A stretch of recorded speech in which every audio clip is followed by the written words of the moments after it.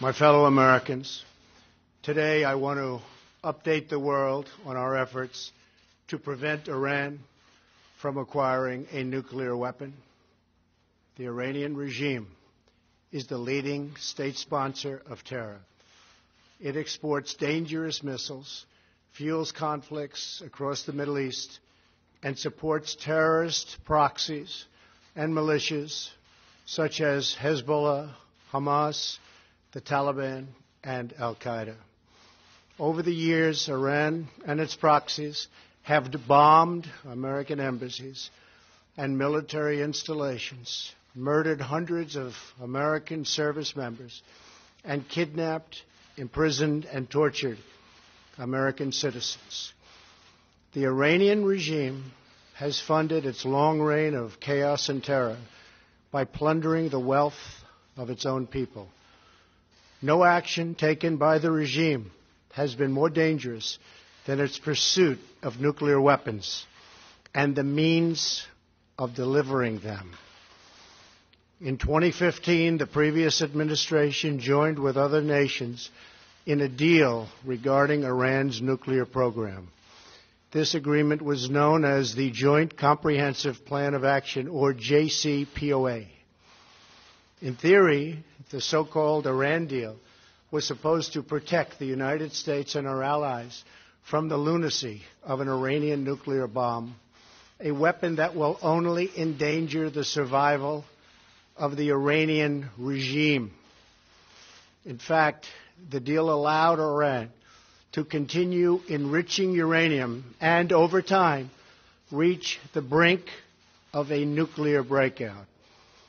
The deal lifted crippling economic sanctions on Iran in exchange for very weak limits on the regime's nuclear activity and no limits at all on its other malign behavior, including its sinister activities in Syria, Yemen, and other places all around the world. In other words, at the point when the United States had maximum leverage, this disastrous deal gave this regime, and it's a regime of great terror, many billions of dollars, some of it in actual cash.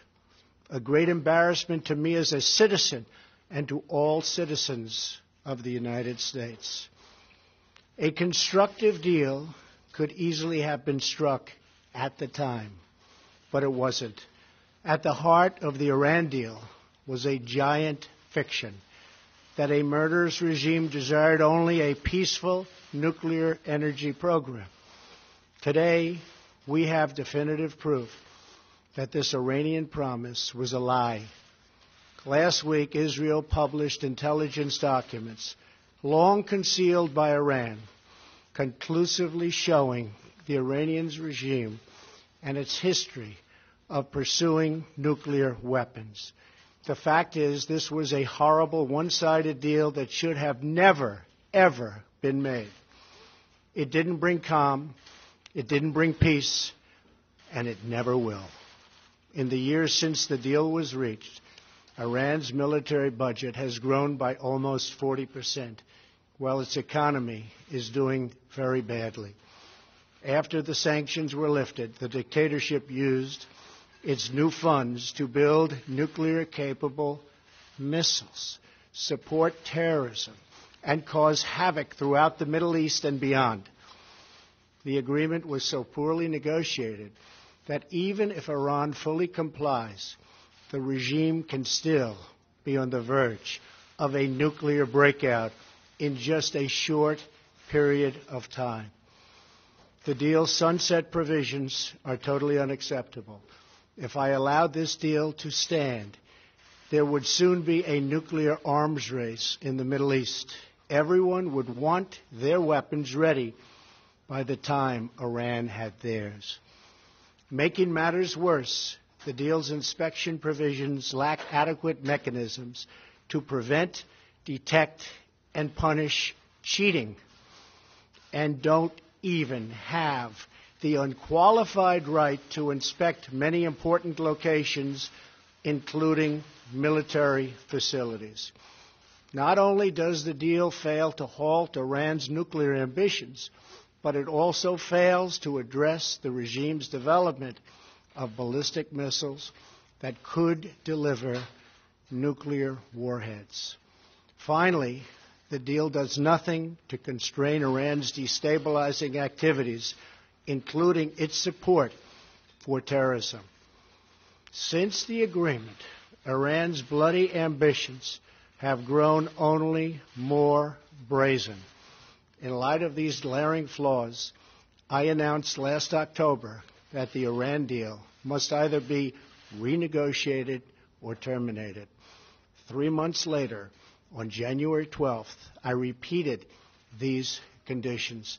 I made clear that if the deal could not be fixed, the United States would no longer be a party to the agreement. Over the past few months, we have engaged extensively with our allies and partners around the world, including France, Germany, and the United Kingdom. We have also consulted with our friends from across the Middle East. We are unified in our understanding of the threat and in our conviction that Iran must never acquire a nuclear weapon.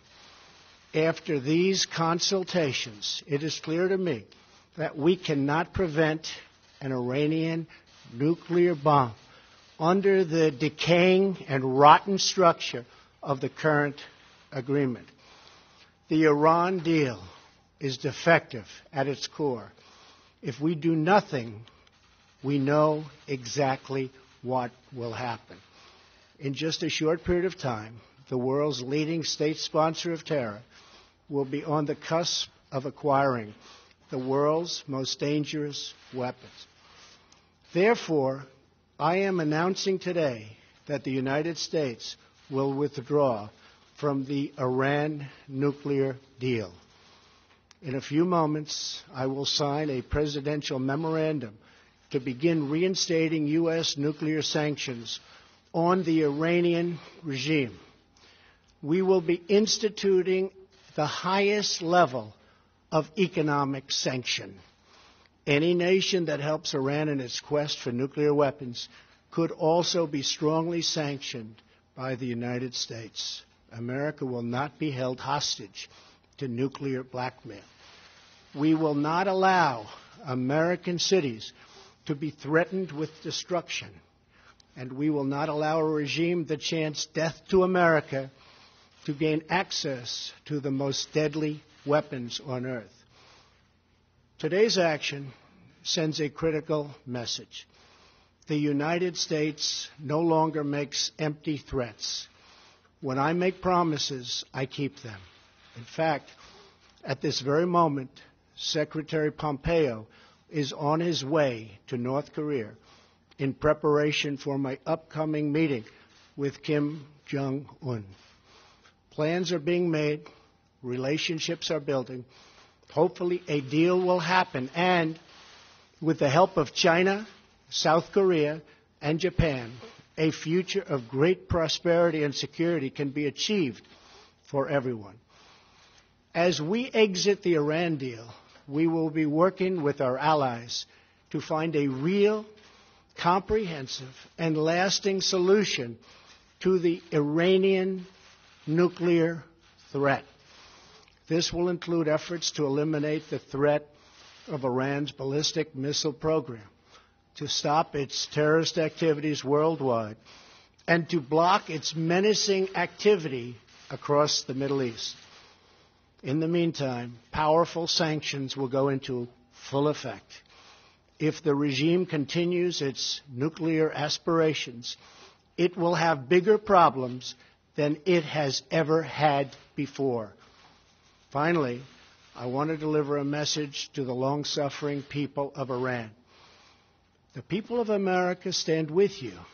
It has now been almost 40 years since this dictatorship seized power and took a proud nation hostage. Most of Iran's 80 million citizens have sadly never known an Iran that prospered in peace with its neighbors and commanded the admiration of the world. But the future of Iran belongs to its people. They are the rightful heirs to a rich culture and an ancient land, and they deserve a nation that does justice to their dreams, honor to their history, and glory to God. Iran's leaders will naturally say that they refuse to negotiate a new deal. They refuse, and that's fine. I'd probably say the same thing if I was in their position. But the fact is, they are going to want to make a new and lasting deal, one that benefits all of Iran and the Iranian people. When they do, I am ready, willing, and able. Great things can happen for Iran, and great things can happen for the peace and stability that we all want in the Middle East. There has been enough suffering, death, and destruction. Let it end now. Thank you. God bless you. Thank you.